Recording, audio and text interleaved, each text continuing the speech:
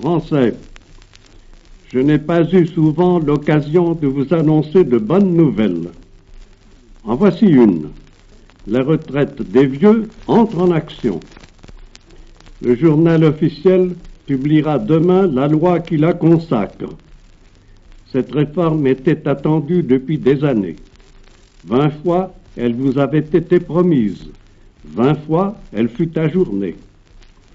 Je tiens les promesses, même celles des autres, lorsque ces promesses sont fondées sur la justice. La France va donc entreprendre un grand geste de sollicitude et d'équité.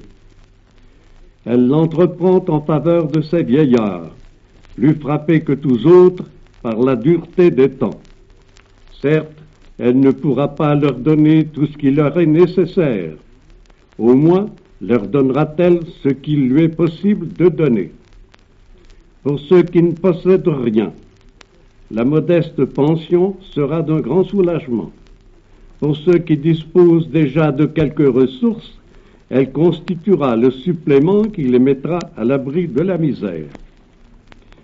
Plus tard, si Dieu le veut, nous pourrons peut-être améliorer cette loi. Mais il faudra que la situation économique le permette, que le travail ait repris son rythme normal. Ne nous berçons pas d'illusions.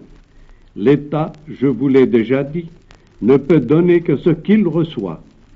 À lui seul, il ne peut forger la richesse.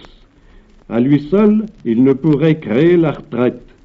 Ce n'est pas dans un pays ruiné par la guerre, atteint par la dénatalité, que l'on peut d'emblée construire de grandes choses. Ce ne sont pas en effet les pensions qui nourrissent, habillent et chauffent les vieux. Seul le travail des jeunes peut y pourvoir, de ces jeunes qui cultivent le sol, tissent la laine et le coton, arrachent le charbon aux entrailles de la terre. Pour que les vieilles générations puissent vivre dans le repos, il est nécessaire que les jeunes générations s'adonnent à un travail obstiné. Or, un pays qui n'a plus de jeunes, parce qu'il n'a pas d'enfants, ne peut entretenir ses vieux. Ce sont là des vérités simples, des vérités claires, que vos maîtres ont sans doute oublié de vous enseigner. La retraite des vieux travailleurs repose sur la solidarité de la nation, solidarité des classes, solidarité des âges.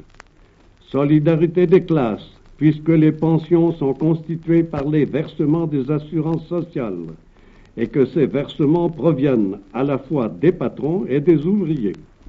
Solidarité des âges, puisque ce sont les jeunes générations qui cotisent pour les vieilles.